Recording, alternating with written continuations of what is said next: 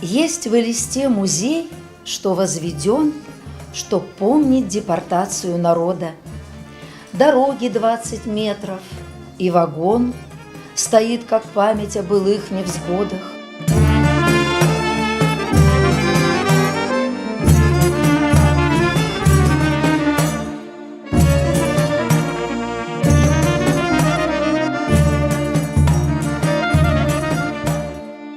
Мне все время хотелось и хочу,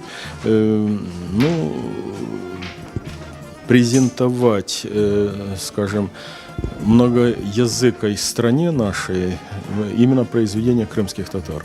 Потому что очень много есть таких достойных авторов, и которые не услышаны, и они живые все. И цель была такая — собрать под одной обложкой ныне здравствующих авторов.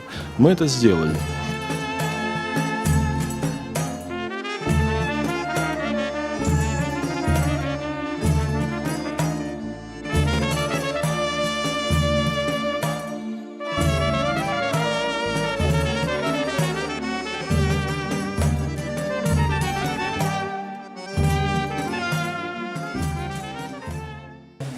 Это значимое событие для нашей литературы.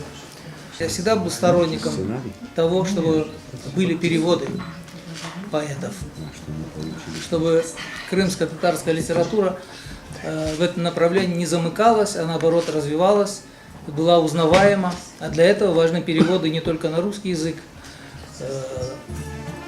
но и на другие языки. Да?